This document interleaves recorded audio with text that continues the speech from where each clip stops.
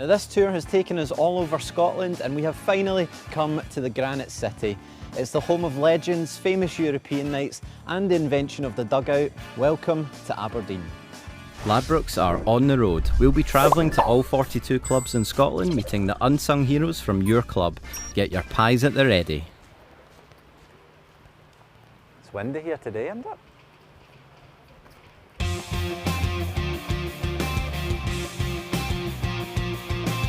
Aberdeen were indeed the first club to introduce dugouts in their stadium.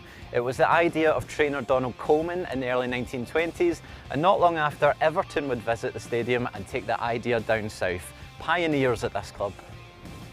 Aberdeen have a rich history when it comes to European football, and 3 players have scored hat-tricks for the club in Europe. Can you name them? Joe Harper, club legend here. We're in the famous Aberdeen kit room. When you look around here and you see all these memories, is there anything that really jumps out at you? Well, everything. I mean, all the pictures of Teddy Scott, who was Mr. Aberdeen. You know, Teddy built the club. Teddy was here as a player, came on as the kit man. He played under so many managers: Ferguson, Ali McLeod, Billy McNeil, Eddie Turnbull, Jimmy Gonthron. What does this club mean to you? That's everything, everything. You can't come here and, I mean, I've won everything that I wanted to win with Aberdeen. I've won a League Cup medal, a Scottish Cup medal, Driver Cup medal, the league, won a league medal, and I've been captain, you know, for Scotland. So, I mean, everything happened here that had to happen here. It was me. I mean, there's not often, it's a point of fact, they've said it before, they've tried other players before. It's not often you get a player that goes away and comes back, say, 3 years later, 4 years later, and just carries on.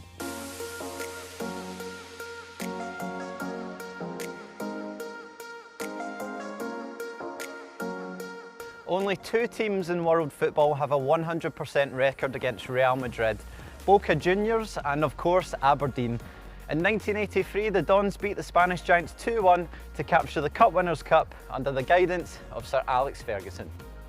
So how long have you been here for, Stan? 30 odd, 35 years, something like that. Yeah, long time. Anything's better than shopping with the wife on a Saturday, isn't it? Well, that's very true. I'm not sure you should have admitted that on camera, but she's well versed in that, don't worry. You've got her. No, I just started it as a hobby and I just carried on from there. What's been your highlight of your time here? Any special memories? Meeting Willie Miller, who must be the greatest Dons player. Big Alec, Jim Leighton, Strachan. I'm very friendly with John McMaster as well. I used to have a pint with him on a Saturday sometimes. All the boys are really nice lads, you know? Fantastic. When Dutch legend Ruud Gullit was asked who his toughest ever opponent was, it wasn't one of the many greats that he played against in Serie A. It was Aberdeen's record appearance holder and the man Sir Alex Ferguson described as the best penalty box defender in the world. It was, of course, Willie Miller.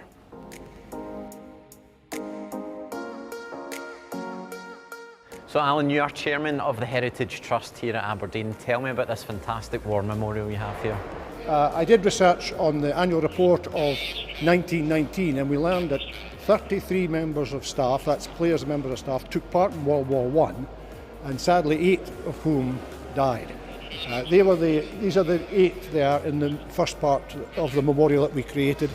Since that time we've researched more about World War I and World War II and added further names. Each year we have an armistice service here around about November the 11th and up to 150 people come, representatives from schools, university and of course military associations, and of course the Lord Provost normally comes along and he lays the first wreath. Sum this club up for me in 3 words if you can. 3 words, I think. One of the best.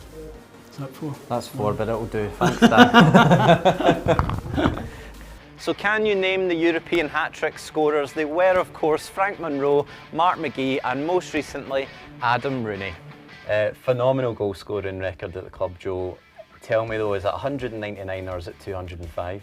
I'm delighted to say it's 205. Officially, yeah. What happened was that I retired with a cruciate ligament and I hadn't scored that one more goal. And Charlie Allen, who's a big pal of mine, he was a director of sport up at the Union Express paper, And a very good pal of mine always kept saying to me, why did you score? And I go, why? If I could do 199, look, it looks better, 200, why? I said, Charlie, I said, you want to see the ones I missed, you know, but I can't do anything about it. He says, I phoned the SFA and I asked them what was the criteria for cups, you know, what made it legal to count the goals, etc. And it had to be 10 years. You had to play a trophy for 10 years, and Driver Cup was, I think it was 11 or 12 years, and the Texaco Cup was another one that was played that amount of time. Right. So apparently scored these 6 goals, which made up 205. So amazing. I never argued. It's only Wikipedia. If you look at Wikipedia, they still say it's 199, but everybody else says it's 205. I'll go with 205. Aye, then. sounds better. Fine. Sounds better.